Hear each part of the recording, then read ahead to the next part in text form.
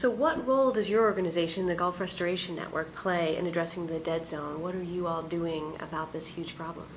Well, the dead zone in the Gulf is a huge issue, and we at the Gulf Restoration Network have been working on trying to influence policy and laws and regulations to make sure that there's less nitrogen phosphorus pollution flowing into the waters that create the dead zone. And we've been working on this for about as long as the organization's been in existence, about 17 years. And it's a big task. The dead zone was identified and first measured back in 1985, and since then we've just seen it slowly, on average, get bigger. And so we've tried lots of different ways to advocate for reducing dead zone causing pollution, and some with success and some not so much. Due to some of our action, EPA and the states came together and developed a dead zone task force, and they came out with an action plan.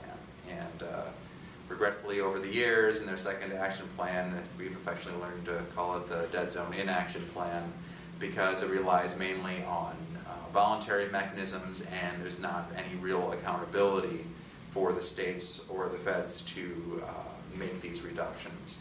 So what we've been doing to kind of confront this lack of action is we do a lot of work within Louisiana to make sure that Louisiana is taking steps to reduce the dead zone, because Louisiana has a tendency to defend industry, and they don't want to put any more regulations than they have to on the industries in Louisiana, and therefore it's made it hard, because we feel that Louisiana needs to be the state. They need to cry out and say, hey, all of these states, the 42% of the United States is polluting our water, and we can't do that much about it, and we really need Iowa, Illinois, Indiana, Missouri, all these other states to really do their part to not pollute the water that flows into the Gulf of Mexico.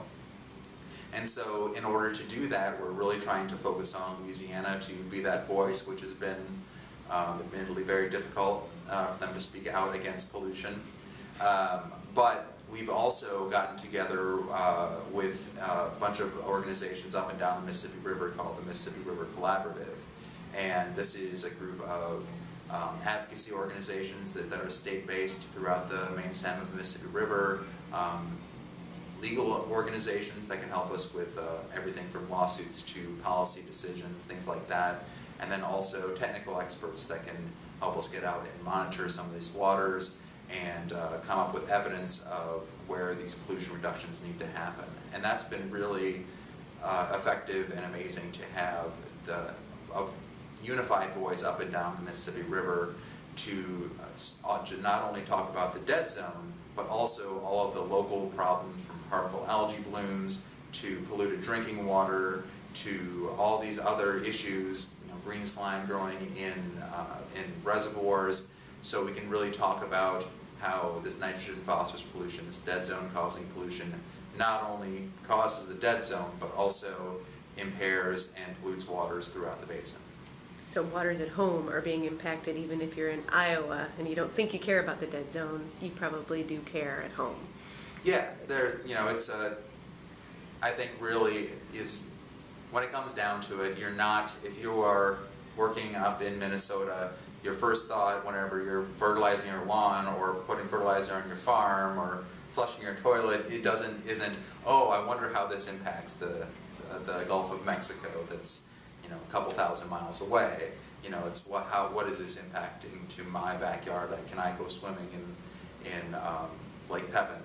Things like that. And so I think it's really important to have that broad view, but also bring it home for people that can do the most about it.